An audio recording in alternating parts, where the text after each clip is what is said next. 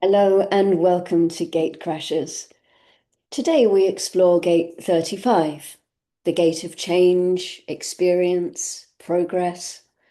In this Gatecrashers episode, we look at the energy through the character of Sylvia.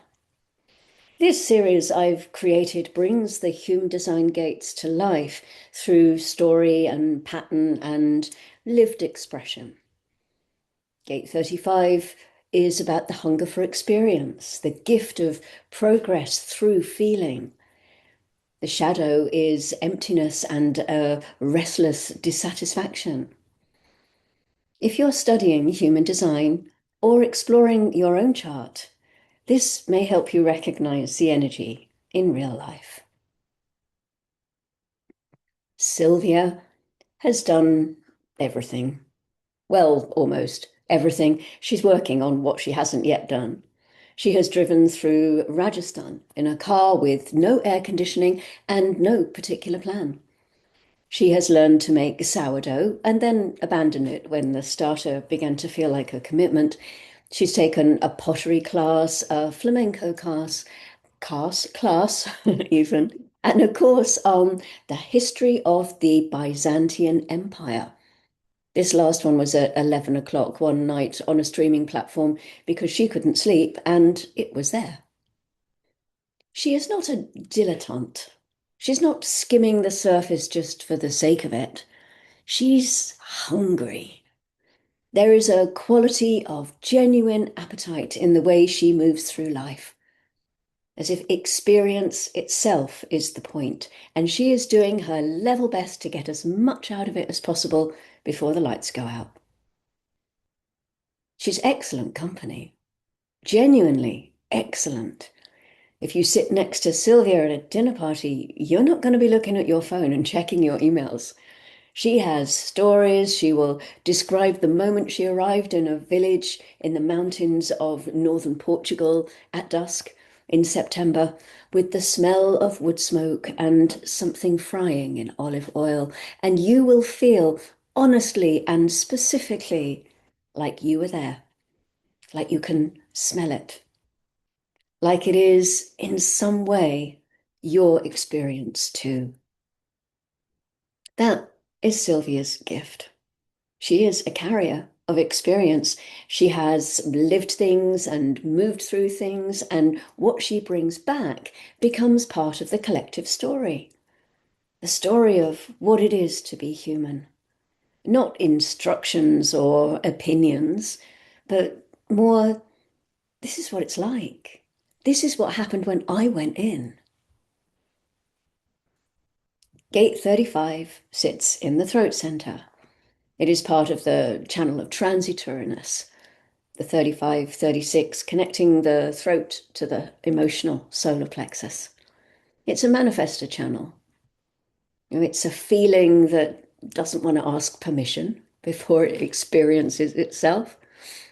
It initiates, it moves. The emotional wave of the 36 crashing into the 35, provoking a crisis.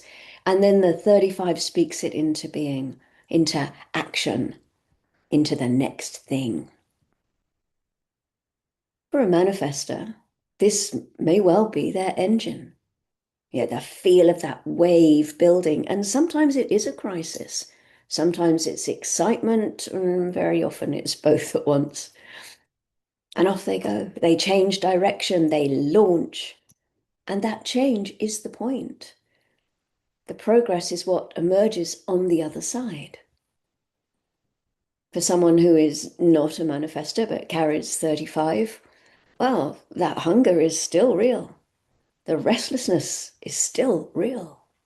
But the initiating energy without the full channel can send you hurtling into experiences before you've quite checked whether they're yours to hurl into. This is a channel that wants to talk about what it's feeling.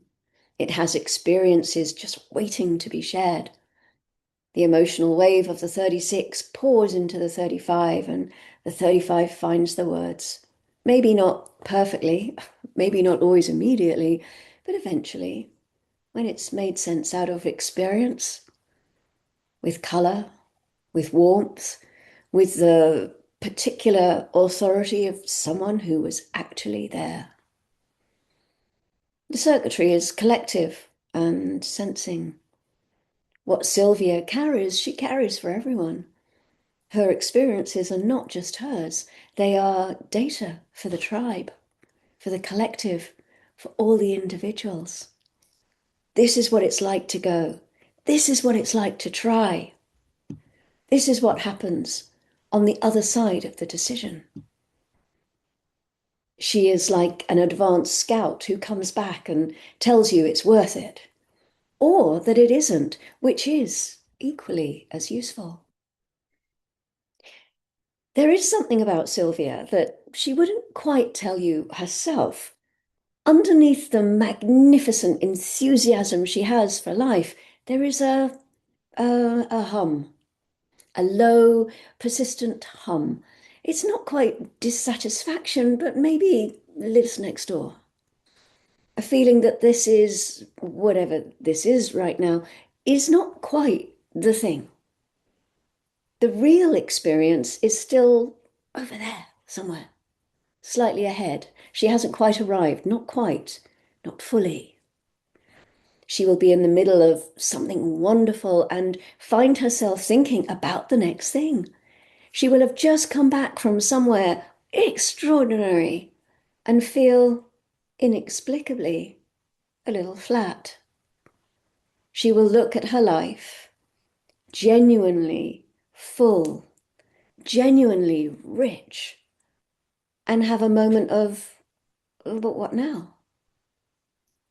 Comes from nowhere, feels vaguely embarrassing, so she doesn't mention it. The shadow of 35 isn't exactly emptiness. Sylvia doesn't consider herself empty. It's a restless relationship with the present moment, a sense that experience, however full, has not quite filled the particular shape of this hunger. The danger is when this becomes driven, when Sylvia starts collecting experiences in the some way that, in the way that some people collect objects. I can speak. They collect them because they want to have them. It's not about experiencing them or living with them. It's when the story matters more than the moment it came from. When she looks back and realizes that she was already thinking about the next thing while she was still doing the thing. She was already thinking about how she was going to tell people about how amazing it was and what she did, and while she's still doing it.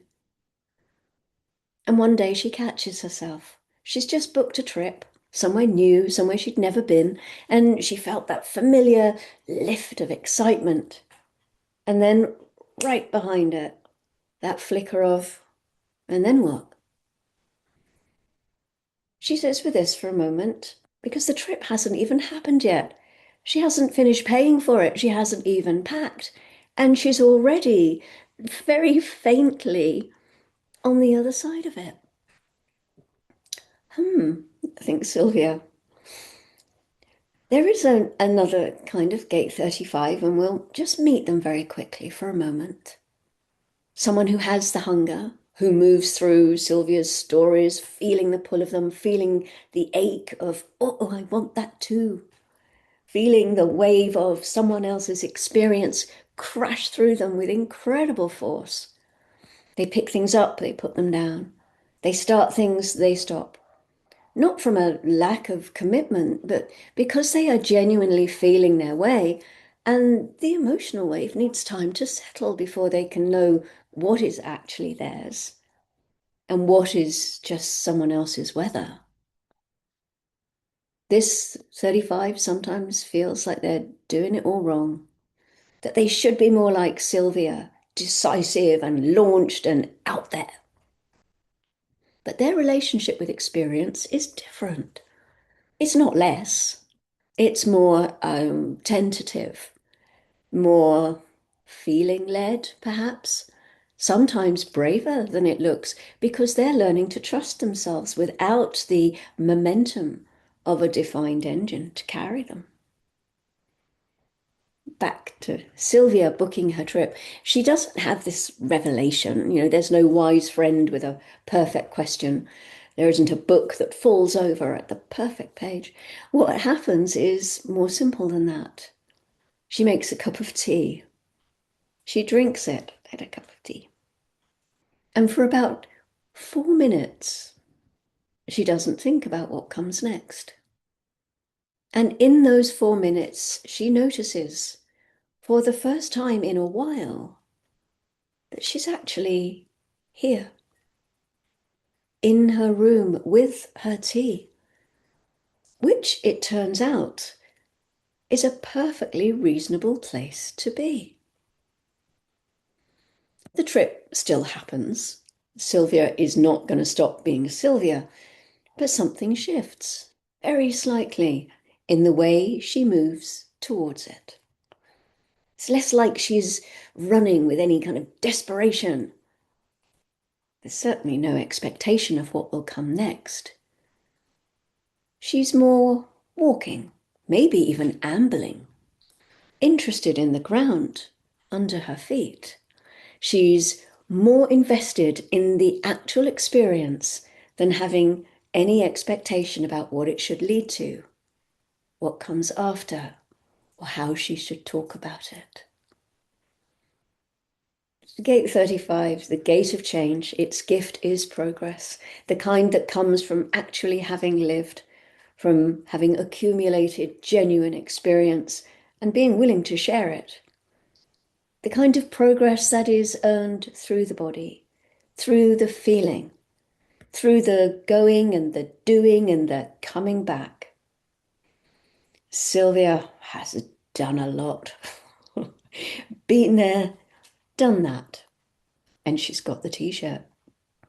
And slowly and deliciously, she's actually beginning to enjoy it. Thank you for joining me to explore Gate 35 through our character of Sylvia. And thank you for leaving your comments and your observations of your own travels through these gates. I love reading about your experience. And of course, we don't all have all the gates except when they go through the transit, but actually fixed in our design, I don't have gate 35. So hearing from you how it lands with you, how you experience that progress, that change, that hunger, the restlessness when there's nothing new on the horizon. I'd love to hear about your stories if you'd love to share. And until next time, and as always, I just know you're out there loving yourself wildly. And as always, go gently.